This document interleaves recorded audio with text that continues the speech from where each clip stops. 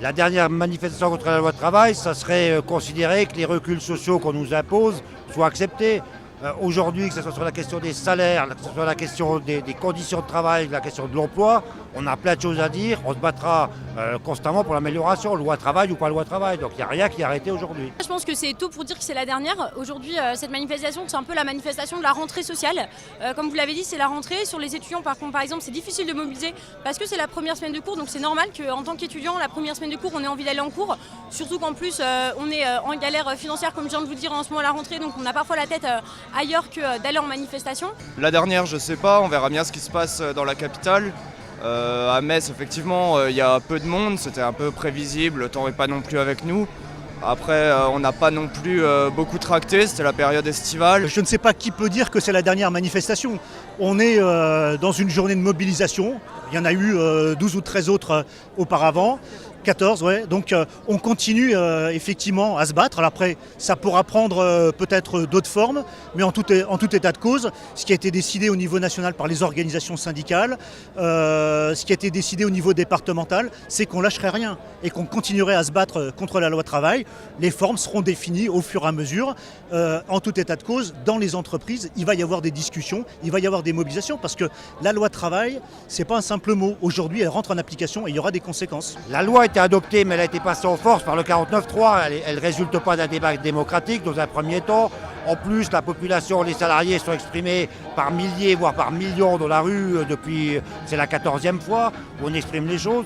Les décrets ne sont toujours pas publiés. Donc aujourd'hui, on a toujours une porte ouverte pour faire modifier les décrets. Mais en tout état de cause, modifier, adopter ou pas adopter cette loi, on se battra contre parce qu'on n'acceptera pas de reculer. C'est pas possible.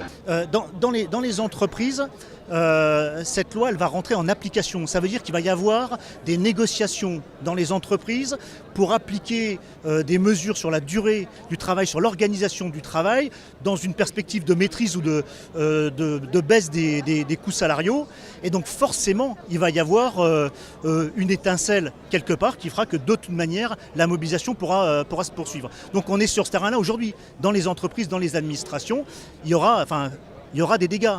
Donc les dégâts susciteront des réactions. Alors je pense qu'il y a des formes de mobilisation qui sont diverses et variées. En plus des manifestations, il y a des meetings qui ont lieu. Je pense à Nantes la semaine dernière où il y a eu un meeting sur la loi travail intéressant. Je pense que c'est des expériences à renouveler en interorganisation. Sur le milieu étudiant, nous, on continue d'aller parler aux étudiants, d'expliquer pourquoi on est toujours contre la loi travail malgré le fait qu'elle soit passée.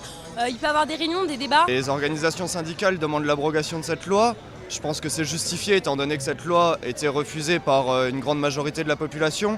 Après voilà, je pense que le gouvernement a misé sur un espèce de pourrissement de la situation. On en arrive effectivement les gens ne vont plus forcément dans la rue parce qu'au final ils ne sont pas entendus par le gouvernement. Mais ça se ressentira en 2017 aussi dans les urnes.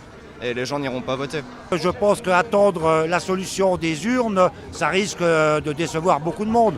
Aujourd'hui, la solution, elle est dans le fait que le peuple, que les salariés se fassent entendre et qu'ils se fassent respecter par les gens qui sont aujourd'hui au pouvoir. Je pense qu'il risque d'avoir une sanction du gouvernement actuel dans les urnes, notamment de la part de l'électorat de gauche, mais c'est pas que sur la loi travail, c'est aussi sur la déchéance de nationalité, sur les politiques sécuritaires, sur l'absence de politique réellement sociale. Dans le discours qu'on prononcera à l'issue de cette manifestation, donc à proximité de la préfecture, on dit exactement l'inverse. C'est-à-dire qu'on n'attend pas les échéances électorales et on n'attend rien d'ailleurs des échéances électorales. On considère que notre avenir, l'avenir de nos droits, l'avenir de nos enfants, il est entre nos mains et donc on continuera à se battre.